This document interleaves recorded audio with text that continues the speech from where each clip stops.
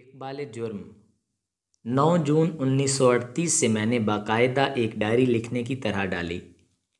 یہ روایتی روزنامچے کی صورت میں نہ تھی، بلکہ میں نے اپنے ایک خود ساختہ شارٹ ہینڈ مختصر نویسی میں ہر اس واقعے یا احوال کو نوٹ کرنا شروع کر دیا جو میرے نزدیک کسی خاص اثر یا اہمیت کے حامل تھے۔ رفتہ رفتہ یہ میری عادت ثانیہ بن گئی۔ ایک روز میں نے اپنے ان کاغذات کا پلندہ ابن انشا کو دکھایا تو وہ بہت ہنسا۔ میری مختصر نویسی میں درج کی ہوئی کوئی بات تو اس کے پلے نہ پڑی، لیکن یہ ضرور پوچھا کہ 9 جون کی تاریخ سے یہ ڈائری شروع کرنے میں کیا راز ہے۔ اس وقت تو میں نے اسے کچھ نہ بتایا، البتہ جو صاحب اس کتاب کا آخری باب چھوٹا منہ بڑی بات پڑھنے کا بوجھ برداشت کر لیں گے، ان پر اس تاریخ کی حقیقت از خود منکشف ہو جائے گی۔ کچھ عرصہ بعد ابن انشا ایک مہلک بیماری میں مبتلا ہو کر علاج کی غرض سے لندن چلا گیا۔ اس کی وفات سے 2 ماہ قبل میں اسے ملنے لندن گیا۔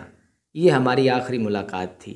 ایک روز اچانک ابن انشا نے کسی قدر مزاحیہ انداز میں اپنی زندگی کا جائزہ لینا شروع کر دیا، اور پھر سنجیدہ ہو کر کہنے لگا کہ اگر کسی ترکیب سے اسے دوبارہ دنیاوی زندگی مل جائے تو اسے وہ کس طرح گزارنا چاہے گا۔ اس کی تشنہ تکمیل تمناؤں، آرزوؤں اور امنگوں کی تفصیل اتنی طویل تھی کہ اسے سناتے سناتے آدھی رات بیت گئی۔ اس کے بعد اس نے مجھ سے پوچھا کہ اگر تمہیں دوبارہ زندگی نصیب ہو تو اسے کس طرح بسر کرنا چاہو گے؟ میں نے مختصراً جواب دیا، بہت سی کج فہمیوں، کمزوریوں، خطا کاریوں اور غفلتوں کی اصلاح کر کے میں دوسری زندگی بھی مجموعی طور پر ویسے ہی گزارنا چاہوں گا جیسے کہ موجودہ زندگی گزار رہا ہوں۔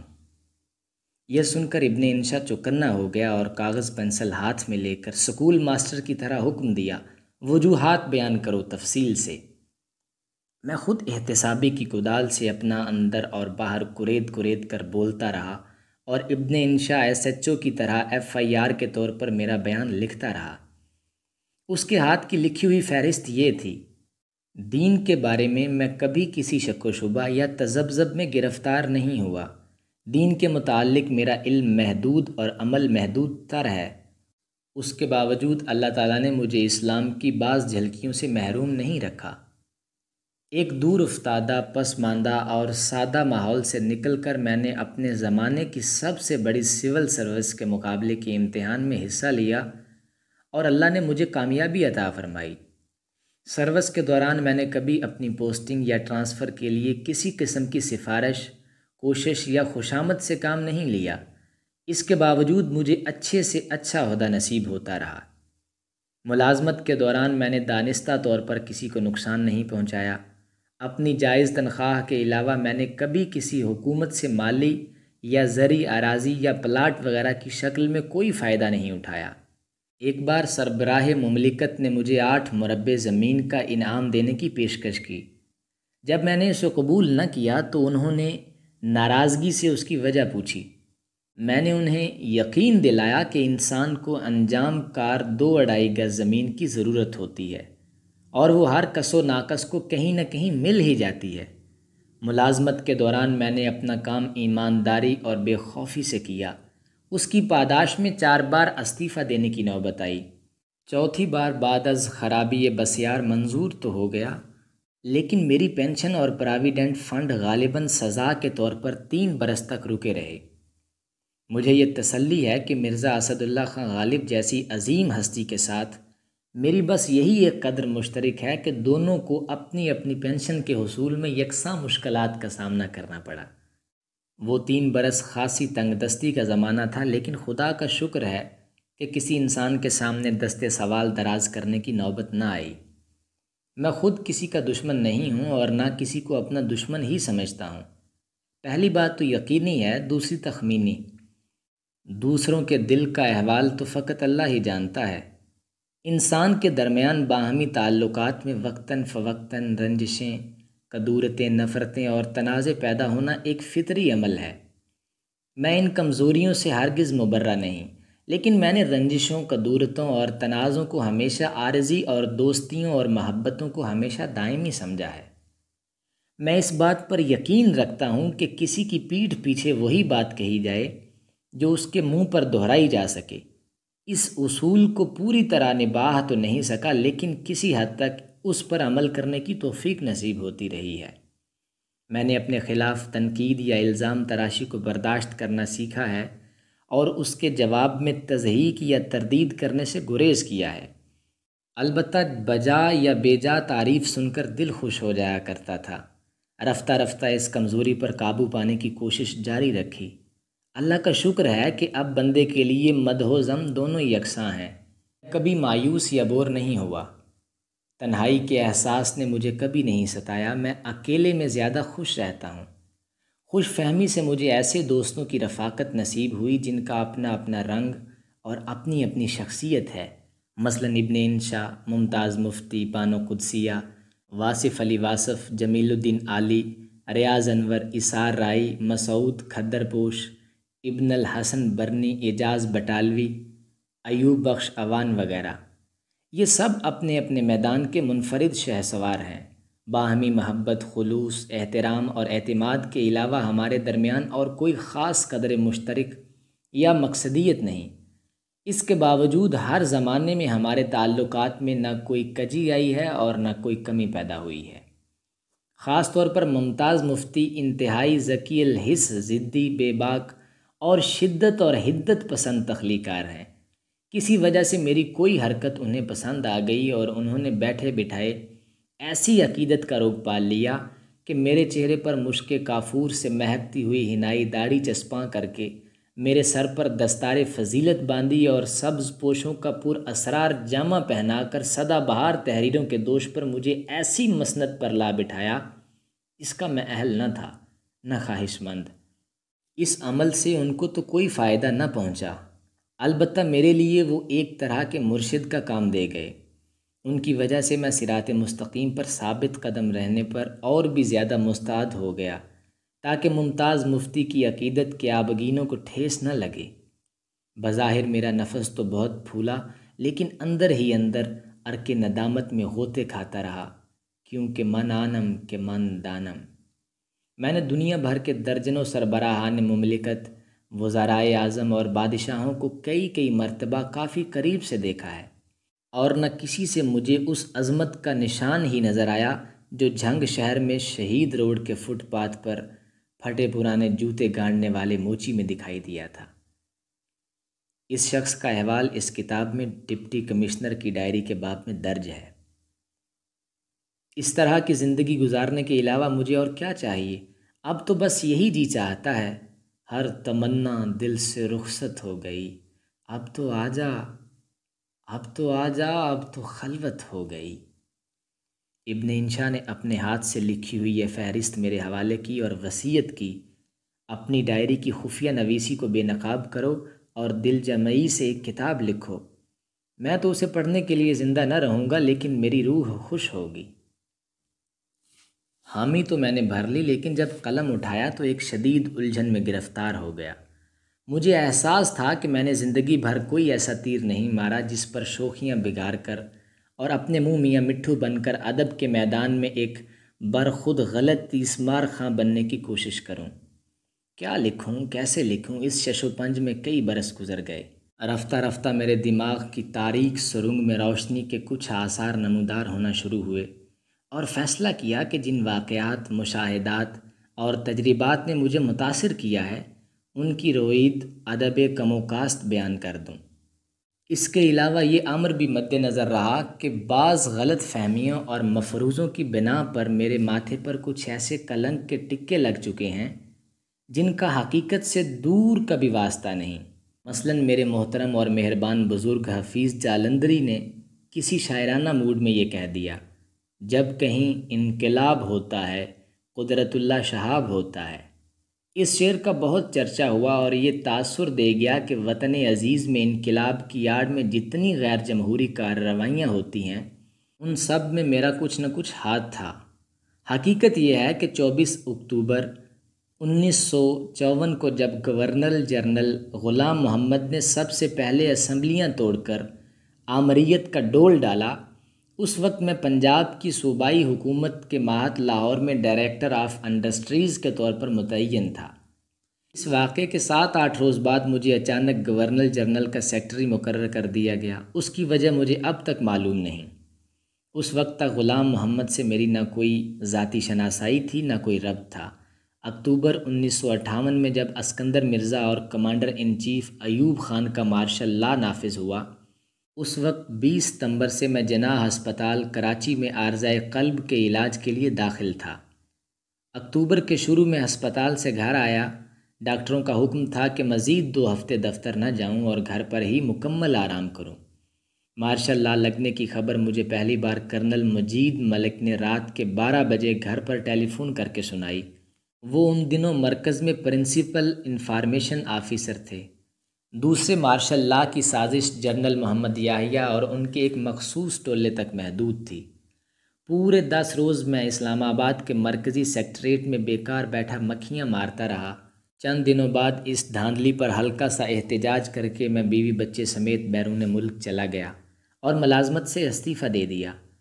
تیسرے مارشل لا کے وقت میں اسلام آباد میں گوشہ نشینی کی زندگی کا لطف اٹھا رہا تھا۔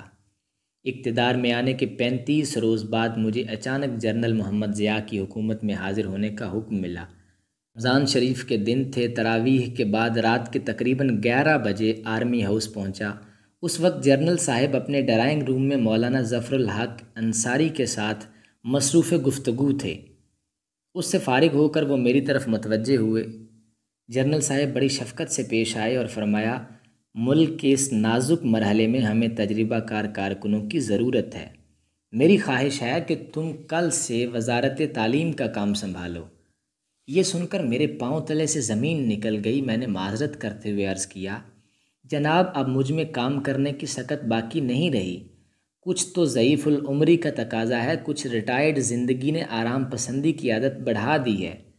اس کے علاوہ میں کچھ عرصے کے لیے لندن جا کر اپنے دوست ابن انشا کی عیادت کرنا چاہتا ہوں۔ جنرل صاحب مسکرائے اور فرمایا، کوئی بات نہیں، ضرور جاؤ۔ وزارت تعلیم کے سیکٹری اور ڈاکٹر محمد اجمل چند دنوں میں یونیسکو کی کسی تعلیمی کانفرنس کے لیے جنیوا جا رہے ہیں۔ میں تمہیں ان کے ساتھ ایک ڈیلیگیٹ کی حیثیت سے بھیج رہا ہوں۔ وہاں سے لندن بھی ہو آنا، واپسی پر پھر بات ہوگی۔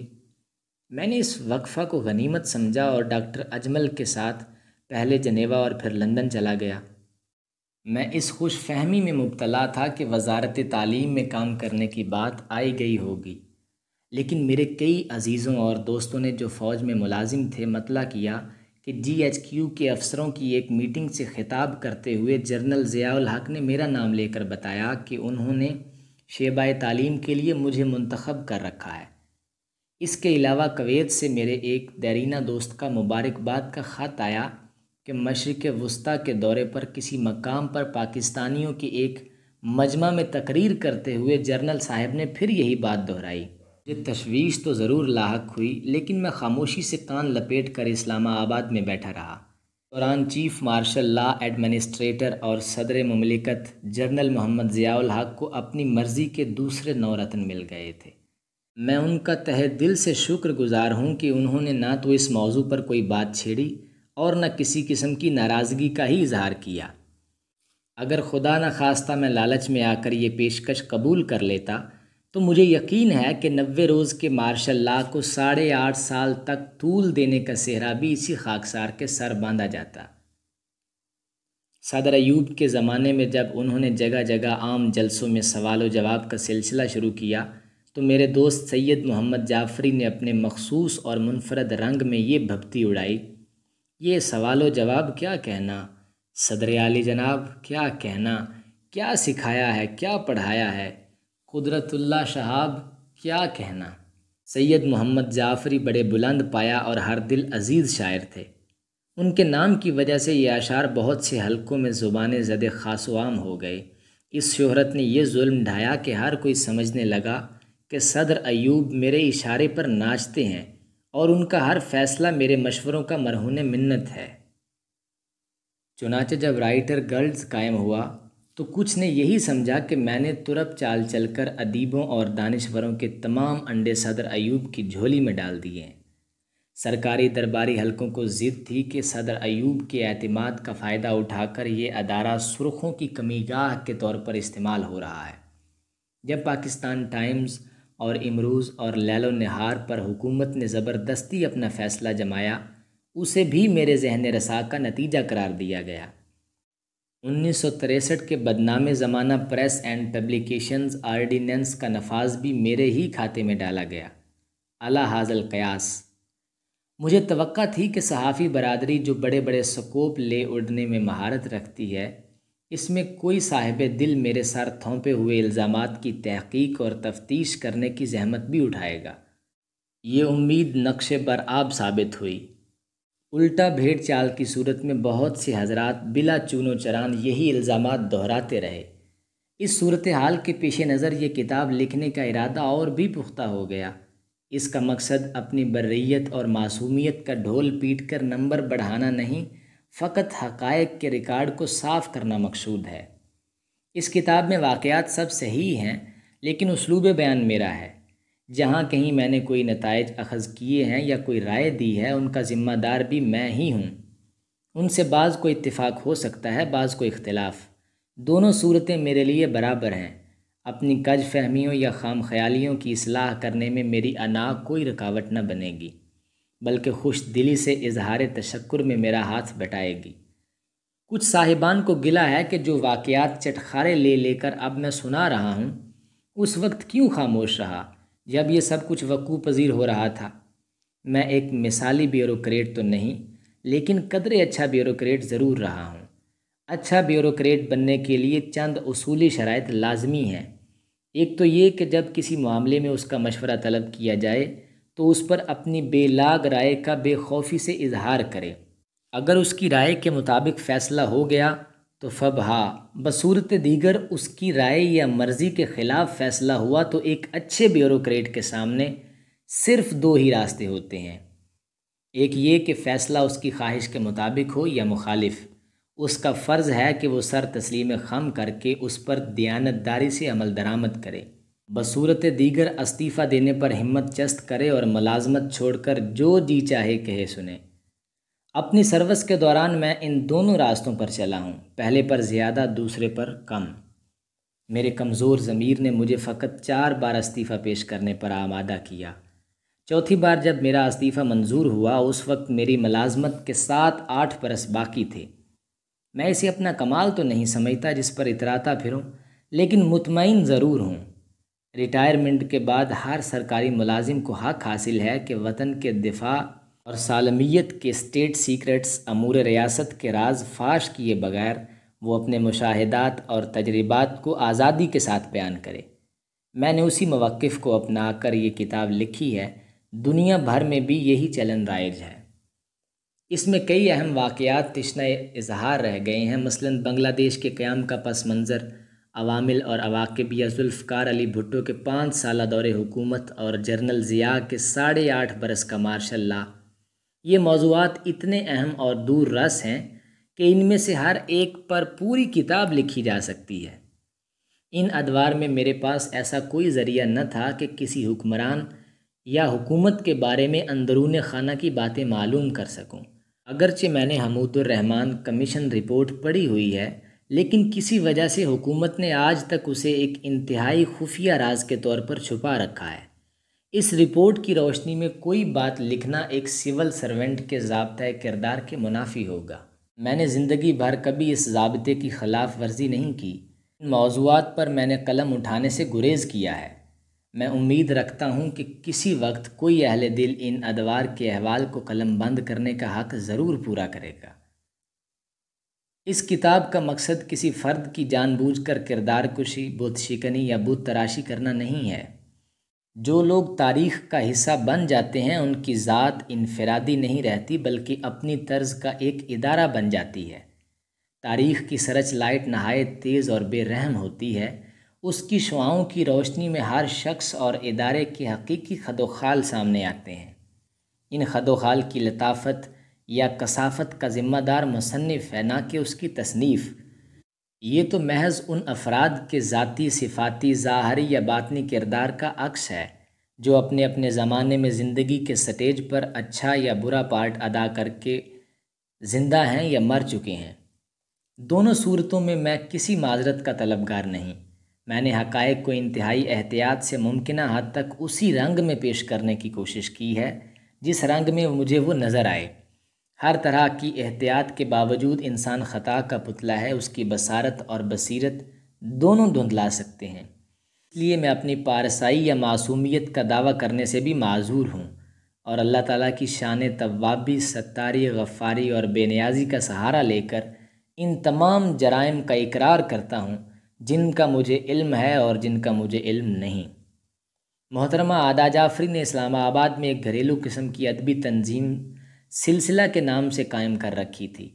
انہوں نے مجھ پر ایسا دباؤ ڈالا کہ مجھے اس تنظیم کے ماہانہ اجلاس میں شہاب نامہ کا ایک باب سنانا پڑتا تھا۔ جب وہ کراچی چلی گئیں تو محترمہ نثار عزیز بٹ نے بھی یہی سلسلہ جاری رکھا۔ اس کتاب کے ابتدائی چند باب انہی محفلوں کے لیے لکھے گئے۔ اس سے میرا سست رفتار قلم کسی قدر تیزی سے رواں ہو گیا۔ سلسلہ بند ہونے کے بعد جواں سال ادیبوں کی ایک ایسی ہی تنظیم رابطہ نے بھی میری اسی طرح مدد کی۔ حلقہ ارباب ذوق اسلام آباد نے مجھے اپنی چند نشستوں میں اس کتاب کے کچھ باب سنانے کی دعوت دی۔ ان نشستوں میں پرانی اور نئی نسل کے ہونہار ادیبوں کی تنقید و تعریف اور مباحث نے میری رہنمائی کی، اور اس طرح مجھے اپنی تحریر میں بہت سی اصلاحیں کرنے کا موقع نصیب ہوا۔ نیپا، NIPA کراچی اور پشاور میں بھی مجھے کچھ باب سنانے کا موقع ملا۔ ان اداروں میں تربیت پانے والے سینئر سرکاری افسران کا رد عمل میرے بہت کام آیا۔ سیارہ ڈائجسٹ، معاصر، دستاویز، نیا دور اور تخلیقی ادب جیسے رسالوں میں میرے کچھ باب شائع ہوئے۔ انہیں پڑھ کر بہت سے قارئین نے اپنے خطوں سے میری ہمت بڑھائی۔ ان میں سے کچھ خطوط ایسے قداور ادیبوں کی جانب سے بھی تھے جن کی قدر افزائی میرے لیے باعث افتخار ہے۔ اس کتاب کا پورا مسودہ ممتاز مفتی بانو قدسیہ اور اشفاق احمد صاحب نے حرف بحرف پڑھ کر اپنی مثبت تجاویز سے قدم قدم پر رہنمائی فرمائی ہے۔ ان سب اداروں، رسائل اور احباب کا لفظی شکریہ ادا کرنے میں ایک فرسودہ رسم دہرانا نہیں چاہتا۔ میرا دل ہی جانتا ہے کہ میں ان سب کا کس قدر ممنون احسان ہوں۔ اللہ تعالیٰ ان سب کو خوش اور خوشحال رکھے۔ قدرت اللہ شہاب۔